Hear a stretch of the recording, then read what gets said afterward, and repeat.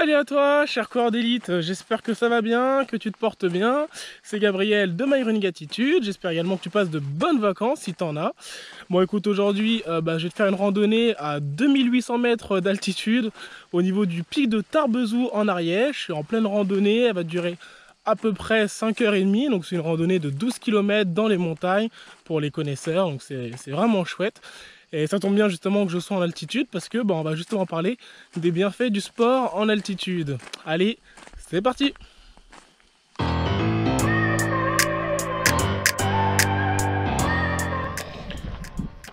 Du coup, lorsque je prépare généralement une compétition, lorsque j'ai une grosse charge d'entraînement en vue, et j'ai tendance à bien aimer aller vers les montagnes, vers l'endroit où l'oxygène se fait un peu plus rare, et comme ça va du coup charger le corps en globules rouges notamment. Donc j'ai eu l'occasion déjà d'aller à plus de 4000 mètres, 4600 mètres au Pérou, où je me suis entraîné un peu là-bas, et donc pas mal de dénivelé positif. Et du coup en fait avec l'altitude on va avoir cette impression de manque, donc on va créer du coup des globules rouges. On va donc lorsqu'on va revenir au niveau de la mer, donc altitude 0, et qu'on va du coup retrouver une respiration normale, et pendant un certain temps on va être dopé. Bon, ça vient pas du jour au lendemain, hein. Il faut un temps d'acclimatation lorsque vous allez aller en altitude avant de pouvoir vraiment ressentir les effets positifs de l'entraînement en altitude. Voilà, normalement il faut à peu près 2 semaines d'acclimatation, suivi ensuite de 2 semaines maintenant d'entraînement sérieux, intensif, pour avoir, lorsque vous reviendrez au niveau de la mer, du coup les effets de l'entraînement en hauteur. Ce que certains font aussi, ce qui est pas mal, pour du coup augmenter, pour avoir une meilleure respiration, augmenter vos globules rouges et avoir l'impression d'être en montagne, en fait c'est de dormir sous une bâche. Sous une bâche en fait où l'air sera réduit.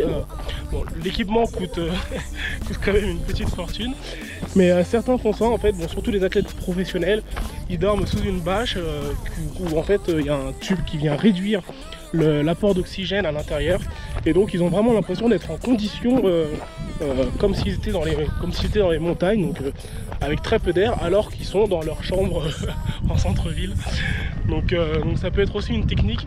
Il y a pas mal de techniques en tout cas pour améliorer sa respiration, mais ce que je vous conseille vraiment, c'est ce type d'expérience, des randonnées dans les montagnes, si vous n'en avez pas trop loin de chez vous, si vous avez aussi des vacances pour pouvoir bouger vers les montagnes.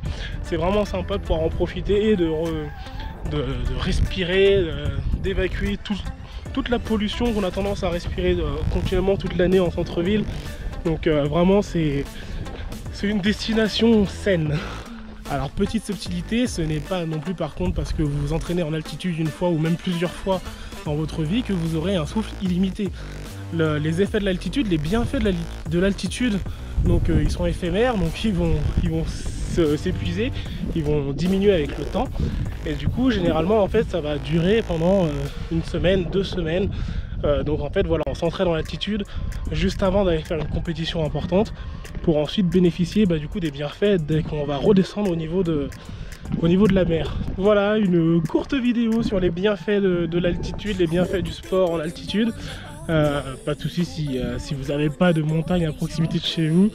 Beaucoup ce qu'ils font c'est tout simplement monter les escaliers en fait de chez eux. Ça marche aussi très bien, vous faites des allers-retours dans les escaliers, ou vous allez dans un parc, dans une vidéo je vous ai déjà montré ça, le fait de monter les marches. Le but n'est pas d'aller vite, même ici en montagne, le but c'est vraiment juste de garder un bon rythme, et c'est comme ça que ça va venir faire travailler les muscles, la respiration. Je vous souhaite à tous une très belle journée, j'espère qu'en tout cas que tout le monde va très bien.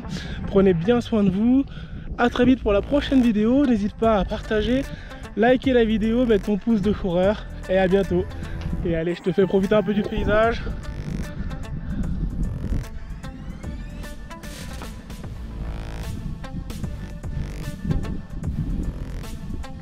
Allez, salut!